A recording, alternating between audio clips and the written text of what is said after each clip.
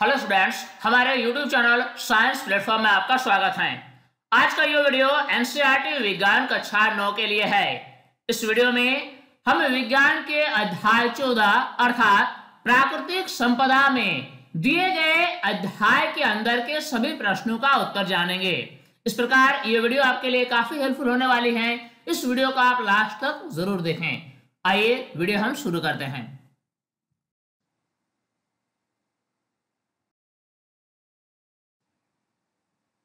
दिया गया पहला प्रश्न है, शुक्र और मंगल ग्रहों के वायुमंडल से हमारा वायुमंडल कैसे भिन्न है? इसका उत्तर लिखेंगे। पृथ्वी की वायुमंडल में नाइट्रोजन 78%, ऑक्सीजन 21%, कार्बन डाइऑक्साइड 0.03%, जलवाष्प एवं अन्य गैसें विद्यमान हैं। जबकि शुक्र और मंगल ग्रहों पर मुख्य रूप से कार्बन डाइऑक्साइड है, जिसकी मात्रा 95 से 97% है। इसलिए शुक्र और मंगल ग्रहों पर जीवन नहीं है, परंतु पृथ्वी पर जीवन है। इस प्रकार इस प्रश्न का जवाब पूरा हुआ। अब अगला प्रश्न देखेंगे। वायुमंडल एक कंबल की तरह कैसे कार्य करता है? इसका उत्तर लिखेंगे। वायु उष्मा का कुचालक है। यह दिन के समय तापमान को अचानक बढ़ने से रोकता है और रात के समय उष्मा को बाहरी अंतरिक्ष में जाने की दर को कम करता है। हमारी पृथ्वी के लिए वायुमंडल अति आवश्यक है, क्योंकि वायुमंडल की उपस्थिति के कारण ही सूर्य की गर्मी के कारण दिन के समय यह पृथ्वी के तापमान को अचानक से बढ़ने से रोकता है, जबकि रात के समय उष्मा को बाहर अंतरिक्ष में जाने की दर को कम करता है, जिसके कारण क्या होता है कि रात को पृथ्वी अचानक ठंडी नहीं होती है और दिन को पृथ्वी अचानक गर्म नहीं होती है।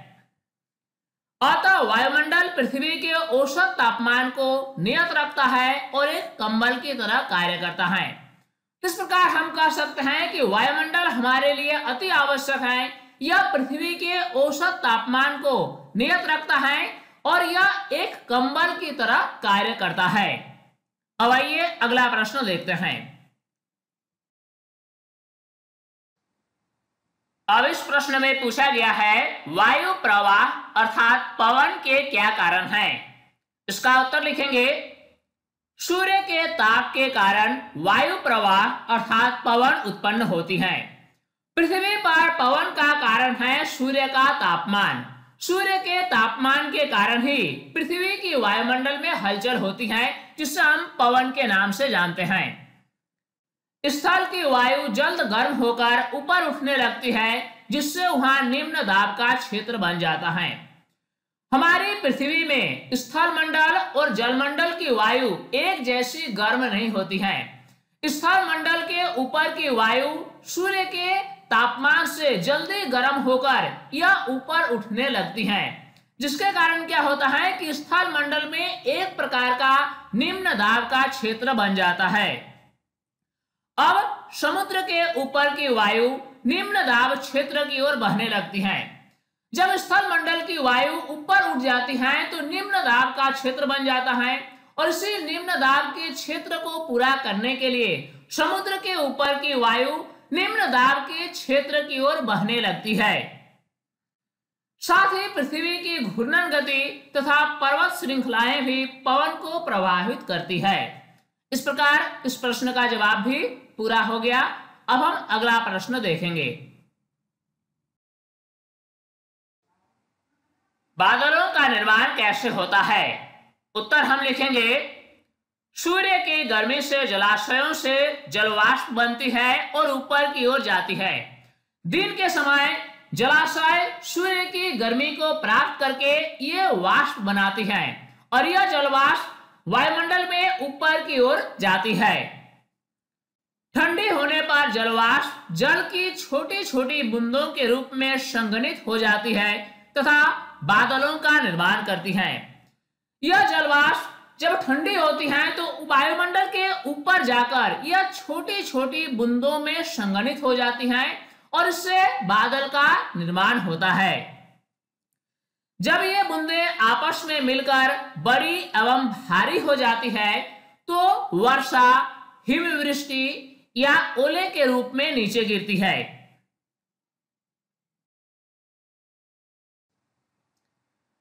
अध्याय के अंदर दिया गया अगला प्रश्न है, मनुष्य के 3 क्रियाकलापों का उल्लेख करें जो वायु प्रदूषण में सहायक हैं। इस प्रश्न का उत्तर हम लिखेंगे, वायु प्रदूषण में सहायक प्रमुख क्रियाकलाप निम्न प्रकार है। पहला है जीवाश्म ईंधनों का दहन। जितने भी जीवाश्म ईंधन हैं जैसे कि कोयला और पेट्रोलियम, इन सभी जीवाश्म ईंधनों के दहन से वायु में प्रदूषण बढ़ती है। अगला है वृक्षों की अंधाधुंध कटाई। वृक्षों की अंधाधुंध कटाई से वायुमंडल में कार्बन डाइऑक्साइड और ऑक्सीजन का संतुलन बिगड़ता है। इससे क्या होता है कि वायु प्रदूषण में वृद्धि होती है। अगला कारण है कल कारखानों की स्थापना। जितने अधिक कल कारखानों की संख्या बढ़ेगी वायु प्रदूषण उतनी अधिक बढ़ेगी। इस प्रकार इस प्रश्न का जवाब पूरा हुआ। अब हम अगला प्रश्न देखेंगे। अब इस प्रश्न में हमें बताना है जीवों को जल की आवश्यकता क्यों होती है। इसका उत्तर हम लिखेंगे, जीवों को जल की आवश्यकता होती है क्योंकि पहला कारण है सभी कोशिकीय प्रक्रियाएं जलीय माध्यम में होती हैं। सजीवों को जिंदा रखने के लिए कोशिकाओं में विभिन्न प्रकार की कोशिकीय प्रक्रियाएं चलती रहती हैं। ये सभी कोशिकीय प्रक्रियाएं जलीय माध्यम में ही संपन्न हो सकती है। अगला कारण है शरीर के एक भाग से दूसरे भाग में पदार्थों का संवहन घुली हुई अवस्था में होती है।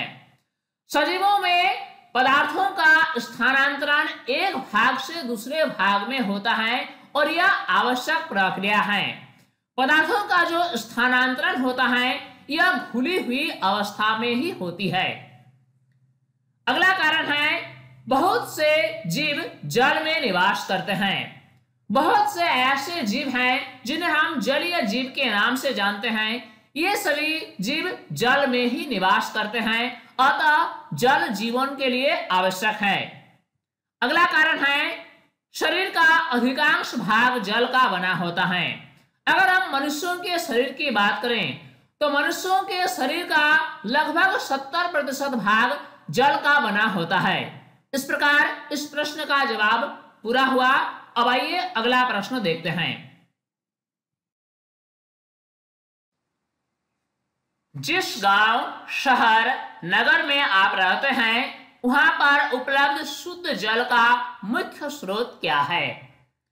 इसका उत्तर हम लिखेंगे, शुद्ध जल का मुख्य स्रोत निम्न प्रकार हैं। अगर हम शहरों की बात करें तो शहरों में नगर पालिका, नगर निगम द्वारा शुद्ध जल की आपूर्ति की जाती है।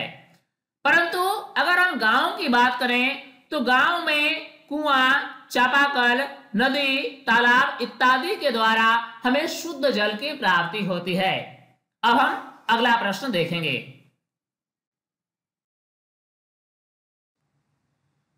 क्या आप किसी क्रियाकलाप के बारे में जानते हैं जो इस जल के स्रोत को प्रदूषित कर रहा है। इसका उत्तर लिखेंगे, जल स्रोत को प्रदूषित करने वाले क्रियाकलाप निम्न प्रकार हैं। पहला है उद्योगों का कचरा सीधे नदियों एवं झीलों में प्रवाहित करना। दूसरा कारण है खेतों में उर्वरकों एवं कीटनाशकों का प्रयोग। तीसरा कारण है जलाशयों में मवेशियों को नहलाना। इस प्रकार इन सभी क्रियाकलापों के कारण जल प्रदूषित होता है। अब अगला प्रश्न देखेंगे। इस प्रश्न में पूछा गया है मृदा यानी मिट्टी का निर्माण किस प्रकार होता है। उत्तर हम लिखेंगे, चट्टानों के टूटने व घिसने पीटने से मिट्टी का निर्माण होता है। मिट्टी का निर्माण चट्टानों से होता है। लंबे समय अवधि में चट्टानों के टूटने, घिसने या पिटने से छोटे छोटे कणों का निर्माण होता है जिससे अंततः मिट्टी बनती है। पत्थरों के छोटे छोटे कण, सड़ी गली पत्तियां और मृत जीवों के अवशेष आदि से लंबे समय के बाद मृदा बनती है। मृदा के निर्माण में भौतिक, रासायनिक एवं कुछ जैविक प्रक्रम सम्मिलित होते हैं। इस प्रकार मिट्टी का निर्माण चट्टानों से ही होती है। अब अगला प्रश्न देखेंगे। मृदा अपरदन क्या है?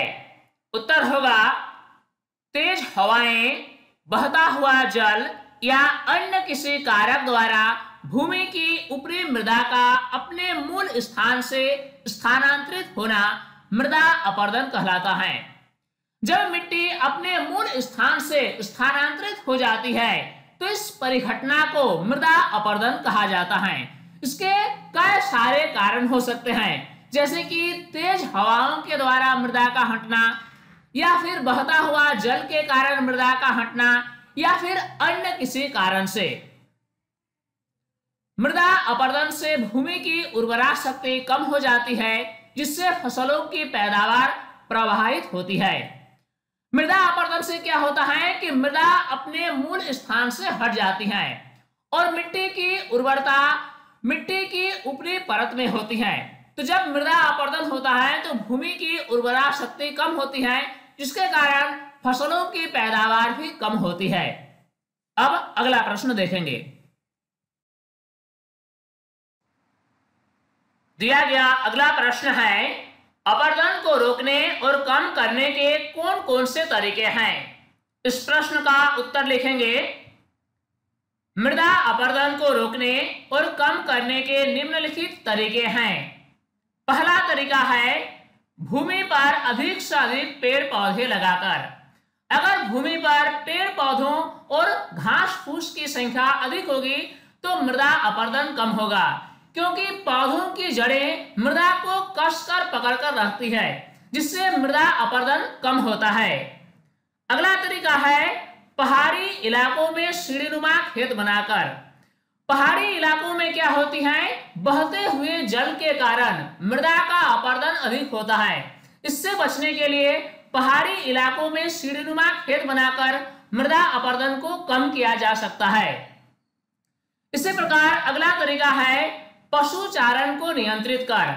अगर भूमि पर पशु का चरण अधिक होगा तो क्या होगा कि भूमि पर घास फूस की संख्या कम होगी, जिससे मृदा को पकड़कर रखने वाले घास की संख्या जब कम होगी तो मृदा का अपरदन अधिक होगा।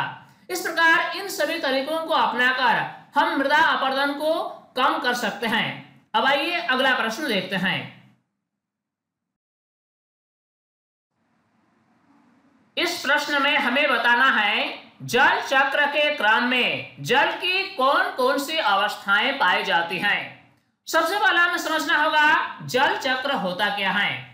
हमारे पर्यावरण में जल एक चक्र में घूमता है, यानी जो जलाशय में जल उपस्थित होते हैं ये सूर्य के तापमान से वाष्पीकरण होकर वाष्प बनते हैं और यह वाष्प वायुमंडल के ऊपर में जाकर ये बादलों में संघनित हो जाती हैं और फिर ये बादल से वर्षा होती है तथा इसमें हिम वृष्टि भी होती है और इस प्रकार पुनः जलाशयों में जल भर जाता है। तो जल के इसी चक्र को जल चक्र कहा जाता है। हमें बताना है कि जल चक्र के क्रम में जल की कौन कौन सी अवस्थाएं पाई जाती है। इसका उत्तर हम लिखेंगे जल चक्र के क्रम में जल की निम्नलिखित अवस्थाएं पाई जाती हैं। पहला है द्रव अवस्था। विभिन्न जलाशयों में जल द्रव अवस्था में होती हैं। नदियों में, तालाबों में या फिर समुद्र में जल द्रव रूप में उपस्थित होते हैं। इसके बाद जल चक्र में जल गैसीय अवस्था में भी पाया जाता है। वाष्पीकरण द्वारा जल लगातार वाष्प में परिवर्तित होती रहती है। जब सूर्य की गर्मी इन जलाशयों पर पड़ती है तो ये जलाशयों में उपस्थित जल गर्मी पाकर वाष्प में परिवर्तित होने लगती है और इस प्रकार वाष्पीकरण के द्वारा वाष्प का निर्माण होता है जो वायुमंडल में ऊपर जाकर ये संघनित होकर बादल का निर्माण करते हैं। अगला अवस्था होगा ठोस अवस्था। ओले और हिमपात आदि के रूप में। कभी कभार हम देखते हैं हमारे पर्यावरण में हिमपात होता है, यानी बर्फ गिरती है, इससे हम हिमपात कहते हैं। और ओले जो होते हैं ये भी एक प्रकार के बर्फ का ही रूप होता है जो ठोस अवस्था में होते हैं। इस प्रकार हम कह सकते हैं कि जल चक्र के क्रम में जल की तीनों अवस्थाएं पाई जाती हैं, ठोस, द्रव और गैस। अब आइए अगला प्रश्न देखते हैं।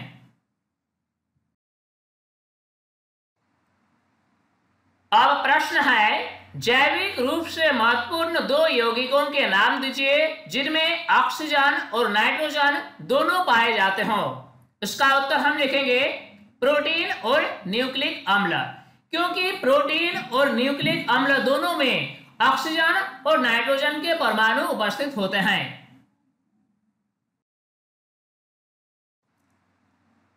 अगला प्रश्न है, मनुष्य की किन्हीं 3 गतिविधियों को पहचाने जिनसे वायु में कार्बन डाइऑक्साइड की मात्रा बढ़ती है। इसका उत्तर लिखेंगे, ऐसे 3 गतिविधियां निम्नलिखित हैं। पहला है जीवाश्म ईंधनों का दहन। जीवाश्म ईंधन यानी कोयला और पेट्रोलियम। इस प्रकार के जीवाश्म ईंधनों के दहन से वायुमंडल में कार्बन डाइऑक्साइड, सल्फर डाइऑक्साइड और नाइट्रोजन के ऑक्साइड जैसे हानिकारक गैस उत्पन्न होते हैं जो वायु को प्रदूषित करती है। अगला है वनों की कटाई। पौधे प्रकाश संश्लेषण की प्रक्रिया के दौरान वायुमंडल से कार्बन डाइऑक्साइड गैस को लेकर ऑक्सीजन गैस में परिवर्तित करती है, जिससे वायु का शुद्धिकरण होता है। लेकिन मनुष्य अपने क्रियाकलापों से वनों की लगातार कटाई कर रही है, जिससे पृथ्वी में वृक्षों की संख्या कम होती जा रही है, जो कि वायु प्रदूषण के बढ़ने में यानी कार्बन डाइऑक्साइड की मात्रा बढ़ने में मदद करती है। अगला है कल कारखानों का निर्माण।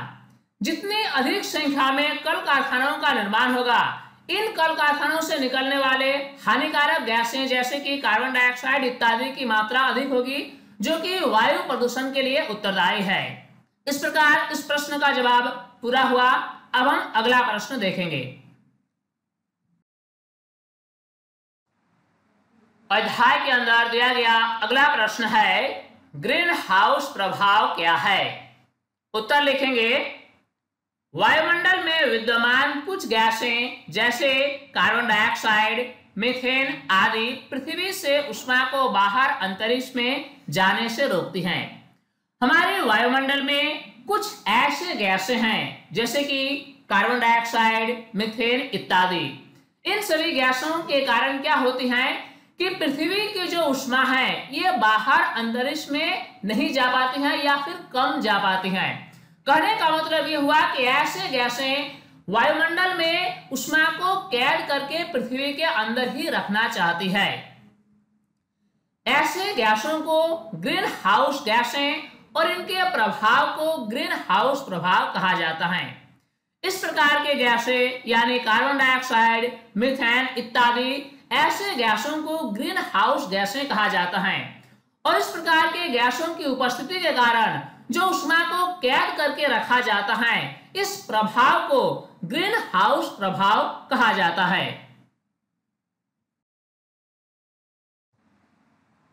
अगला प्रश्न है, वायुमंडल में पाए जाने वाले ऑक्सीजन के 2 रूप कौन कौन से हैं? उत्तर होगा ऑक्सीजन और ओजन। ऑक्सीजन का अणुसूत्र O2 होता है और ओजन का अणुसूत्र O3 होता है। ऑक्सीजन के एक अणु में ऑक्सीजन के 2 परमाणु होते हैं, जबकि ओजन के एक अणु में ऑक्सीजन के 3 परमाणु होते हैं। हमारे वायुमंडल में ऑक्सीजन और ओजन दोनों रूपों में ऑक्सीजन पाए जाते हैं। तो स्टूडेंट्स, इस वीडियो के माध्यम से हमने अध्याय के अंदर सभी प्रश्नों को बारीकी से समझा और उन सभी प्रश्नों का उत्तर लिखा। उम्मीद करता हूं ये वीडियो आपके लिए काफी हेल्पफुल हुई होगी और इस वीडियो से आपने काफी कुछ सीखा होगा। ये वीडियो आपको कैसा लगा आप हमें कमेंट सेक्शन में जरूर बताएं। साथ ही इस वीडियो को लाइक जरूर करें। अगर अभी तक आप हमारे YouTube चैनल साइंस प्लेटफॉर्म को सब्सक्राइब नहीं किया है तो इसे अभी सब्सक्राइब कर लें और नोटिफिकेशन बेल को ऑन करके ऑल पर सिलेक्ट कर लें, ताकि हर नए वीडियोस की अपडेट्स आप तक आसानी से पहुंच सके। स्टूडेंट्स तब तक के लिए बाय।